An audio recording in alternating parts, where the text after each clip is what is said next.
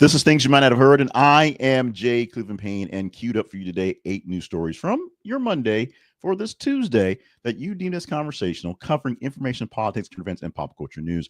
Eden Alexander's in the news today, the Israeli hostage, American Israeli hostage who's been released yesterday. FTX and some, let's say, closure and some good news for some famous folks attached to it. And Morgan Wallen explains himself and doesn't really give us a great answer, but it's an answer. We can live with it. And 5 other stories from the 8 that we have that you guys deemed conversational and I picked for the news today. The vetting process we'll explain in just a bit. But first, 3 things to get us started. Number 1, our website home for all the things you didn't know about us is conversationproject.com. Email comments and questions about what you can't find at the conversation inbox gmail.com. And today's sponsor is another one of my books. This will get you the job. We'll talk about how if you're looking in the job market, which right now is a bit tricky, here are some tips. Here are some things you can do to help you shore up the job you have or maybe get the new job you want. We'll talk about that in a bit. Now, the stories for headlines for today, Tuesday, May the 13th, 2025, are varied. And this is one of those cases where we really are your secondary news source. We are tertiary, if you will. The stories today aren't all that important, you would say, but most of them do reek of a sense of, I should know this. This is interesting. It makes me a better person, more engaged going forward. I mean, we do start off with the big one, and that's the release of the hostage from Hamas. But most of the stories today are kind of side things or replay things or update on things. And so I'm sorry or you're welcome based on how you want to go today. Let's start off with story number 1. One of the bigger stories that happened yesterday that did involve Donald Trump, maybe directly, although there were some negotiations between the U.S. and Hamas directly make this happen, is that the Israeli-American hostage, Eden Alexander, was freed. And he's now back in IDF custody, now basically waiting his time to just acclimate right now. You see, if watching the video, you see pictures of him and his family being reunited after all this time. The 21-year-old Israeli-American soldier was released by Hamas after being held captive for over 19 months. Captured on October 7th in 2023, the attacks, those happened. Alexander was handed over to the International Committee of the Red Cross and subsequently transferred to the Israeli custody. His release was facilitated through negotiations involving the U.S., Egypt, and Qatar, not involving anyone in Israel in this case, and described by Hamas as a goodwill gesture towards the Trump administration, not caring so much about Israel in this case. Upon his return, Alexander was reunited with his family at a military base in Israel and later transported to a hospital in Tel Aviv for medical evaluation. Celebrations erupted across Tel Aviv, his hometown of Tenafly, New Jersey. Supporters had advocated his release. So the biggest problem with this is that there's a problem. Despite this development of a soldier, half of Israeli citizen being released, the conflict continues. Prime Minister Benjamin Netanyahu is basically emphasizing they're going to just blow away Gaza completely, no ceasefire in place. And reminder again that even though the release of Alexander happened, Israel had no part in it, so they don't feel like they're part of the dealings going forward. In fact, many folks locally are saying we need Donald Trump to do more of this stuff because they don't have any confidence in Benjamin Netanyahu. The humanitarian situation in Gaza is getting even worse as we get reports that no actual trucks with no aid has gone into Gaza for months, essentially, starving out the regular people because the threat is the Hamas members are stealing all the trucks, stealing all the supplies. So the regular folks are just going without anything. World Kitchen and many folks shutting down operations because there literally is no food to cook. About 58 hostages are still believed to be held in Gaza, and 4 bodies of 4 American citizens are there as well. 4 Americans who have died, not been released yet. This is bringing new calls for intensified efforts to free all the captives and address the ongoing humanitarian crisis at the moment. One notable note about this thing, I don't have it in these notes, but apparently Alexander did not actually want to meet with Netanyahu either. He didn't want any part of that at all. All these negotiations were done specifically from United States negotiators, a little bit of a Qatar joining in as an intermediary and direct with Hamas. That tells you about how the situation is going right now. That tells you the situation is not going so great right now.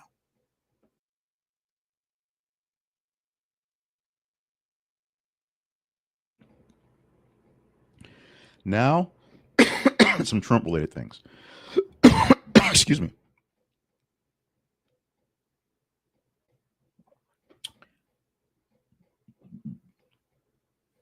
So yesterday evening, I did a double hot take, you want to call it that. I did a quick video talking about Trump's acceptance or wanted acceptance of a plane built by Qatar to use as his personal Air Force One and then send it to his library when it's done. And about now I'm drawing a blank. Oh, about the South African refugees coming to the States, where essentially no other refugees are allowed here to the States, but the white South Africans are being added in, with open arms. So that was there. I brought this up slightly, but didn't bring it up because I wanted to have a separate conversation. Here it is. Trump promises executive orders to cut U.S. drug prices to match global rates. He signed an executive order that is going to aim to reduce U.S. prescription drug prices by aligning them with lowest prices paid by international offers. It's called Most Favored Nation policy, just like they did for China, 50 years ago. And it seeks to address the longstanding issues of Americans paying significantly more for medications compared to other countries. The executive order directs the Department of Human Health and Human Services negotiate with drug manufacturers on the next 30 days. If they do not get a decrease, the administration will basically put in a plan that just says you will charge us what you charge the lowest price out there, period. Basically, pharmaceutical companies have expressed concerns, warning that enforced price reductions could hinder research and development efforts. Basically, they say we pay more to pay for the R&D. That's why the other countries can pay less. Industry stocks experienced some volatility slightly after announcement, but basically stabilized after a little bit of time because it's not happening quite yet. Of course, critics are always there, and critics of this particular executive order say it really doesn't say how to do anything. No concrete mechanisms and may face legal challenges. They all tend to do. Similar to basically all of them that he puts out there and writes things out there and says, I want this to happen, but there's no actual path to make it work. There's no teeth behind it. It's just a whole lot of bark from a little bitty dog that people realize isn't worth the effort to fight. Policy's effectiveness will remain unclear. It'd be great if we paid less for prescription drug prices. He told a story yesterday about a rich guy, some friend of his, a rich guy, who went to Europe, was in London, and he uses the fat shot that he called it. And he bought the fat shot for $70 over there, and it's $1,000 here. And what's up with that type of stuff? So he's a smart guy, bunny guy, business guy, but doesn't quite understand how drug prices do because Donald Trump, understand how drug prices work. And so because of that illustration, which sounds like a great illustration, is the purpose behind this one. Now, that's a great illustration. It goes great along with this stuff. The problem is, how do you make it work? Yes, I pay for one of those fat shots, not because I'm fat, but because I have actual diabetes. And that shot is about $1,000 for a monthly dose of the shot. I've worked down the prices, so it's not quite so bad. But yes, in other places, it's an affordable thing that you can buy over the counter in many places. Here, my medical insurance helps me make this work. And without it, I would probably be dead right now. That's the situation. Donald Trump is doing something good or attempting to do something good. Whether it actually works is going to be a real thing to see coming forward. This is a story you probably missed out on because I didn't get a lot of coverage. When I put it out there for the feed, you guys engaged in it, but I didn't see a lot of coverage on it around the internets, where ICE arrested over 400 people in Houston, an operation including migrants wanted for murder and arson. That's the headline we got from Fox News because they wanted to beef it up. And it's a large-scale operation for immigration enforcement, and ICE arrested 400 people in the Houston area. It's a week-long operation by ICE, resulting in 422 specific undocumented migrants being arrested. The initiative targeted individuals with criminal records and prior deportation orders. So they went after the bad guys in the order. Officials emphasized focus on high-risk individuals and the streamlining of deportations using a hub-and-spoke model. Those arrested, 262 had criminal convictions. 229 have been previously ordered deported but remain in the U.S. Notable arrests include individuals wanted for serious offenses such as murder and arson. One detainee was a 72-year-old from Mexico who was convicted of homicide, robbery, and assault. This was a bad hombre who'd been here for a while, an older dude who's just, living out his life here in the States. Maybe he's still working, who knows. Now, the hub and spoke system to expedite the deportation process aim to reduce costs and increase efficiency. Essentially, they're working the best to get people found, get them prosecuted, get them sent someplace else. The big problem is there are advocacy groups who want to raise concerns about the expansion of the fast-track deportation policies, challenging them in court for potential legal rights violations, slowing down the process because they may be violations of legal rights and human rights, if you will, going forward. The administration is saying they're going after the bad guys, and this is what they need to do and get them out as quickly as possible. The people out there are worried about due process for everyone who worry that if they can do this for the bad guys from out in the country, eventually they'll do that to the bad guys from in the country. Eventually do that to people they just want to call bad guys. That's why you worry about due process. That's why you worry about rights of human violations of human rights, because eventually it can come around to people who are getting their rights violated for no reason other than whoever's in charge has targeted them as someone to be worried about.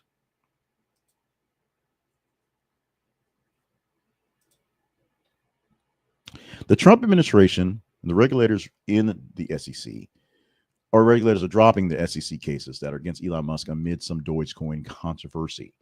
This one gets a little complicated. This is one that did not get much of any coverage back. In fact, there is more coverage in the internets about the fact that Elon Musk has some frozen embryos shared with Amber Heard, and maybe he's technically the father of her babies, than this thing right here, which is actual business, actual government stuff happening. So the SEC, U.S. Securities and Exchange Commission, has actually dropped several cases against Elon Musk lately, including one that's related to his involvement in the Dogecoin. The coin, not the government agency. Move aligns with the Trump administration's broader deregulatory agenda, that word, which is seen as a rollback of various enforcement actions across multiple sectors. The appointment to the head of the Department of Government Efficiencies, or that DOGE, has impacted federal bodies, and DOGE initiated staff reductions and restructuring of the SEC, which aim to streamline operations, but raised concerns over the agency's capacity to oversee financial markets effectively, i.e., the SEC cannot actually manage what goes on with Dogecoin, a coin that's controlled by Elon Musk, because Doge, a group controlled by Elon Musk, was working to kill the SEC, essentially. A class action lawsuit against Musk accusing him of manipulating Dogecoin's value was dismissed from August 2024, and the investigators have alleged that Musk's public statements influenced the currency policy. Essentially, he sent a tweet and it'd go up, and something happened, it'd go down. But he sent another tweet and it'd go up, basically rising and bringing it up and down so people could make money. It'd go down so people can buy cheap. It'd go up and make money, going back and forth. The court actually found insufficient evidence of securities fraud in the cases. Subsequently, the plaintiffs dropped their appeal and effectively ended the legal battle for this one. So good news for Dogecoin, good news for Elon Musk, not so great news for the SEC with this fairly big loss of something that seemed like a slam dunk until they brought it to case. And this has happened as well. More things are kind of falling in Elon's favor, which, if you will, which I guess if you know the right people, it works out. But there's an issue where maybe the good guys did not quite win this time. And it may be a case where this will come back to haunt all of us in the future. Thank you so much for hanging out with us for the 4 stories down, 4 more stories to go. And this is a part where we pause in every single episode of Things You Might Have Heard in between, before down, 4 to go, to ask you for your help. Things You Might Have Heard needs your assistance to keep us growing, keep us going on, and to keep me from having to ask you directly for money to keep things going and growing. So a simple thing that costs you very little, but time and effort, and time is what's important. If you enjoy what you're getting here, if you like what you're seeing, like, share, and subscribe to our videos. Like it because it shows that I'm picking the right stories and getting the right commentary and not flubbing words so much. Today, I'm flubbing words quite a bit, but it happens. Share it with like-minded people so that they may join in on the fun and they see it themselves, watch it, maybe like it. When enough likes pop up, the algorithms will share it with other people who aren't liking it, who can't see it, and maybe they'll grow to be a part of our group as well. And if you're not seeing this natively in your feeds, subscribe via X, via TikTok, via Facebook, via YouTube, via our email newsletters or our subscription email, or our email newsletter, or our podcast audios, wherever you can find them, where your podcasts. We're all over the place in various forms. However you want us, we're there. But you need to subscribe so you don't miss out on us, and let us know, like us, and share us so more people can be involved.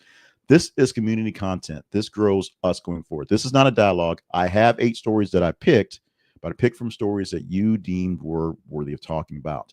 We'll go into the full context of how that works in just a moment, but just remember, we need more news nerds in the nation. Like, share, and subscribe to get them here.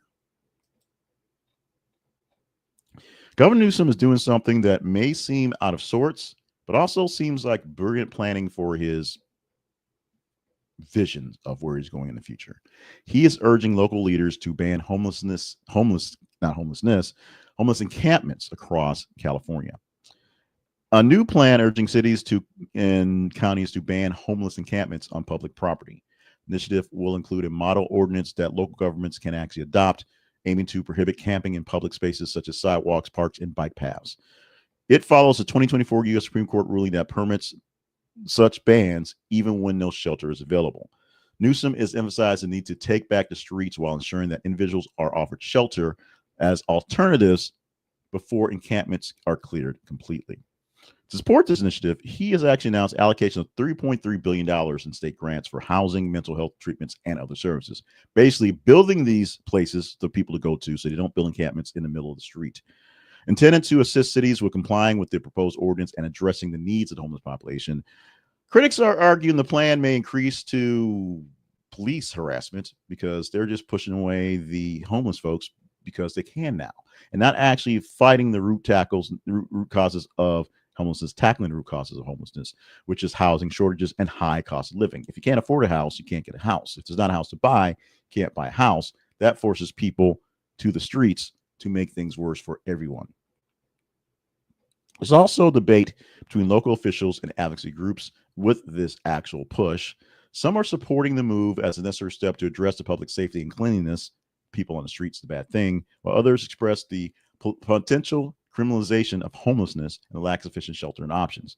In many places, like San Francisco, enforcement of anti-camping laws has already led to numerous arrests of people who don't have homes and makes being homeless the actual crime, not whatever it is underlying issues that brought them there. So there are challenges to this. It's not an easy fix. It's not a simple solution. But Newsom is throwing some money at it to hopefully make it easier for cities and counties and municipalities to make it work out. A broader shift in California's approach to homelessness, which is very, very bad. Stricter enforcement while providing support services. And as I said earlier, maybe a way to gain a little clout in his future endeavors, whatever they may turn out to be. Tom Brady, Steph Curry, Kevin O'Leary are many folks cleared in FTC case over lack of fraud knowledge. Federal judge has dismissed most claims against folks like Tom Brady, Stephen Curry, Kevin O'Leary, and other famous people in a lawsuit related to their promotion of the now defunct cryptocurrency FTX. This decision, which was issued by U.S. District Judge K. Michael Moore, found insufficient evidence that these celebrities had knowledge of fraudulent activities at FTX or intended to deceive investors.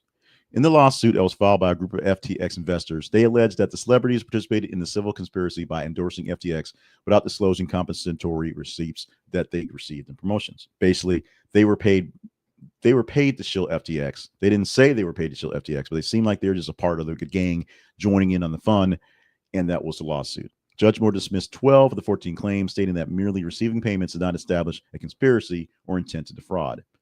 The judge did allow certain claims under Florida and Oklahoma state securities laws to proceed. These claims focus on allegations that the celebrities helped promote unregistered securities. They're still not off the hook for that one. The plaintiffs have been granted the opportunity to amend the complaint with additional evidence going forward for those two, not the other 12. Of course, FTX no longer exists, filed for bankruptcy in November 2022, and its founder, Sam Bankman-Fried, convicted of fraud and sentenced to 25 years in prison, is currently sitting in jail, apparently with cell phones, having this time of his life podcasting, I guess. With the collapse of FTX leading to significant financial losses for investors and prompted legal action against various promoters associated with the exchange, and some people actually finally realized that crypto is a made-up thing. Money can be made, but it really has no actual backing of anything real, and people learned that. Most of the claims dismissed, only 2 going forward. Maybe if you want to get in those claims, if you're in those states, Florida, Oklahoma, figure out right now if you can get any money from either what's left of FTX, which probably won't happen, or from some of these stars who did promote it, did not quite promote it with the truthfulness as well as they could. And of course, when they realized it was all fraud, backed away like scared weasels. A story we teased for yesterday to talk about for today, and we will, of course, give you some details on how the teaser stuff works. Zepbound outperforms Wegovy in first major weight loss drug comparison trial. This is a landmark clinical trial for Eli Lilly's weight loss drug Zepbound and Novo Nordisk's Wegovy. Zepbound is a trizepatide and Wegovy is a semaglutide. But it found that Zepbound actually was greater at the weight loss than Wegovy. It happened that way. 72-week study published by the New England Journal of Medicine. So it's journaled, it's studied, so people can actually address it and actually complain about it. Presented at the European Congress on Obesity, involved 751 participants without diabetes. So that wasn't the case. They weren't taking it for the primary reasons of diabetes, like I take my Ozempic. They were just taking it for the fat loss purposes. People with Zepbound lost an average of 20.2% of their body weight, about 50 pounds, compared to 13.7% or 33 pounds with Wegovy. There you go. Scoreboard. But beyond the weight loss, Zepbound users experienced a greater reduction in waist circumference. Actually, their tummies got tucked. 7.2 inches versus 5.1 inches with Wegovy. And of course, 64.6% of Zepbound participants lost at least 15% of their body weight compared to 41.1% in the Wegovy group. It's just plain math. It's scoreboard. It's Zepbound of Wegovy in the weight loss in particular. Both were tolerated fairly well, although the similar side effects that come from the profiles, gastrointestinal issues such as nausea and vomiting were the most common adverse effects. I deal with that with my drug as well. But the discontinuation rates due to side effects were slightly lower for Zepbound, less people dropped off it than Wegovy, 6% compared to 8% of people who just couldn't stand the drug. The enhanced efficacy, that's that word, is attributed to a dual action mechanism targeting both GLP-1s and GLP receptors, whereas Wegovy targets only GLP-1 receptor. So there's a science behind it. Wegovy holds FDA approval for reducing cardiovascular risk in certain patients. I take mine for that particularly. And Zepbound is currently approved for weight management and reducing sleep apnea risk. So people aren't taking Zepbound for their diabetes, for their heart issues. But if you get it, it's good for the weight loss, definitely.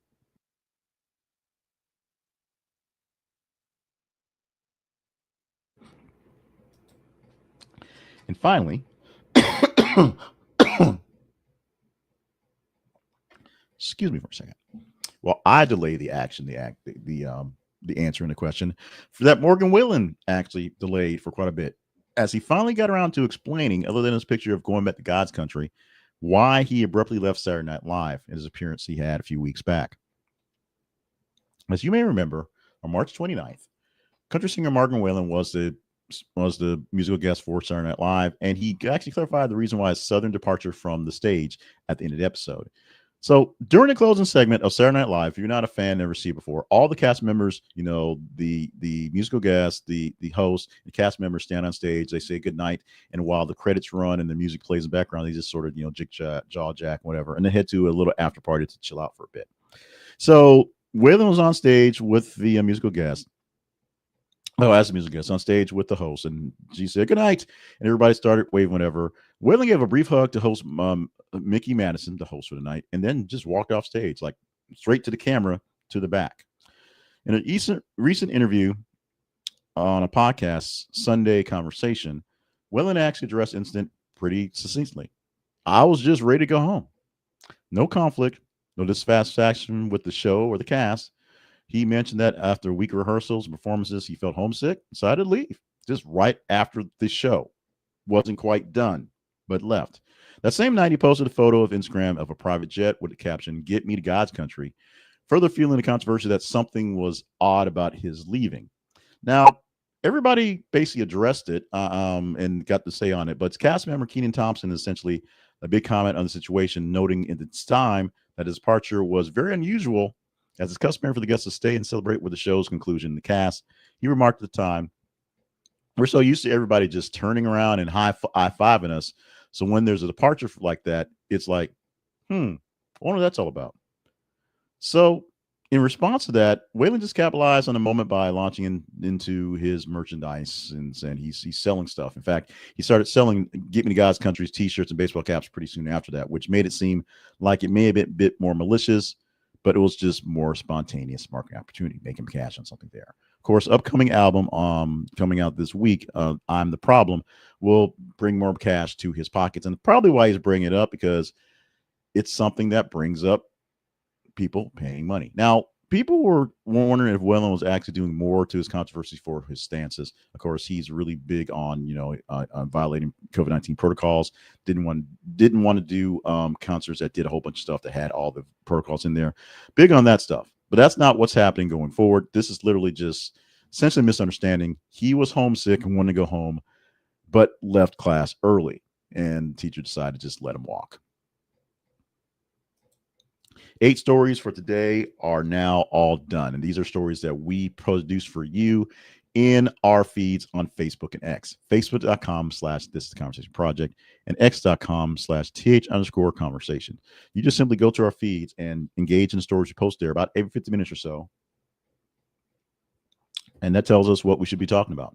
You give us the engagement scores, the stories you engage in the most. We take a look at, and we'll pick for tomorrow, for your Wednesday, 8 of the stories from that top half of stories, and we'll here in the program. Now, stories that are already queued up, ready to go are these. We already talked about we did the hot take yesterday on Trump wanting to bring in Afrikaners. Now there's a bit of an issue, as the Episcopal Church was actually butchered in the actual hot take, so apologies for that one.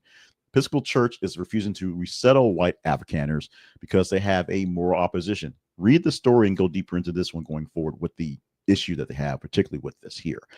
French cinema icon Gerard Depardieu found guilty of sexual assault by Paris court. This was literally breaking news as I was wrapping up to get done with this thing, so I put it in here for a teaser, but it's there for you to jump into. And a woman throws a quinceanilla for her cat. Probably earned it, I guess. And the quinceanilla for the cat actually was a fundraiser for animal rescue groups. So it's a good story, even though I do contend cats are evil. This one got a party. It raised money for a good cause. Congratulations. I still think cats are evil. Engage in these stories, and we may talk about them tomorrow in our full show. And just look for stories all day long, every 50 minutes on the feeds, Facebook and X, and you get to tell us what stories we should be talking about. Now, today's sponsor is me, or a book I've wrote. This one was written about 2 years ago, maybe a bit over 18 months ago. And it's called These Will Get You the Job. And I'm going to be honest about this one. This was kind of a dual focused book. One was that time in life you get every so often where it's like, I got to update my resume. I got to work on this thing. I got to see what's going on because I need to see what I'm doing good, see if I can do some good someplace else. So that was in my head. But the second thing is, because I work at a university and because I was starting to have a lot of conversations with people who were graduating that weren't quite up to par, I was sharing office space in a building with our director of community, basically, who was working on getting the kids prepared for the job market and going out to life. And there are so many of them that just weren't quite ready. And it just is the case with a lot of places. So I wrote this here. But these will get you the job. And what this is for people who are looking for landing a dream job or actually wanting to shore up their position where they are and want to show that their bosses that they have all these skills to stick around or maybe move up. These are things that will help you to beyond just the sort of faking your resume type stuff. There are tips in this book to show you what you can do to show employers, whether your current one or another one, how to get better at their jobs, because how you are better at doing things. You can apply these things that you do to their workplaces and improve things. Now, there's also a secret caveat, not so secret caveat because the final chapter goes into how not to be used by these people when you show them you got a skill and they exploit you. There's some work in there as well. So check it out by going to the link inside of this presentation. Links directly to the book there. You can also just go to Amazon.com and search for it. These Will Get You the Job by J. Clifton Payne. It will cost you $10 in a paperback and $5 in Kindle form. Or go to other bookstores online. It's on various bookstores. They pick them up. They share them that way. So if Amazon's not your jam, look for other places or email me directly and we can work out something where I can get you one. Maybe I can just sign one. How about that one? But check it out on Amazon. Check out where your books are sold. And, of course, get the updates on the skills you need to update your job skills. That wasn't the quite eloquent end to that one, but we're going to move on because we're running out of time. Yeah. Well, let's talk about us because we're at the time. We're out of time, so let's talk about us. The Conversation Project lives online at this. It's conversationproject.com. It's your home for conversations that matter to you. We cut through the noise of breaking news and headlines built to outrage and annoy you by seeing what you want to see. We post for you every 50 minutes or so news headlines on our feeds, and we let you tell us what stories are actually worthy of talking about. You help us pick the rundown. You help us pick the stories. You tell us what stories are conversational because this is dialogue, not a monologue. Our website home again, this is theconversationproject.com. If you disagree with a story or want to send me something that you don't think you see me posting, email me at theconversationinbox@gmail.com. And of course, the feeds where you can actually vote up, vote down, vote around the stories. Facebook.com/this is a conversation project. X.com/th_conversation. Every 50 minutes or so, we post news articles from various sources, and we just need you to engage in them. We will pull the news from various sources as well for the actual write-up story, but we will post a headline that might be more engaging to one side or the other of the spectrum based on where you get your news from. We wanting you to engage in so much the story, not so much the coverage. And if you want to engage coverage, that's fine as well. But we need to do a wide swath of not just the same people. We don't have one big source that we can tap on, so we go to all the stories. Plus, when we go this route and aggregate from various places, we get stories about women who give quinceañeras to their cats, which has a shot. It has a shot to be something conversational to chat up tomorrow. But that's Wednesday. And this moment in time, at least as I'm recording this, it is Tuesday, May 13th, 2025. Thank you so much for being a part of the Conversation Project's things you might have heard for this Tuesday. If you want to be a bigger part of the show, like help things out, go to our website and search for other things that we do. Right now, I have the scroll with some of our partners. These are people who pay $5 a month to help us continue to be on the air, if you will. Consider being a partner. Go to the website and click on the link for that one. Consider seeing more of our sponsors and using them and paying we get a small commission back from all the sponsors you pay. But make sure you're definitely following us on the feeds, because that's how we get the actual work done. We see what stories you want to talk about, and we pull them out and we clean them up and get them to you here. Love you. Mean it. Let's do this again for Wednesday.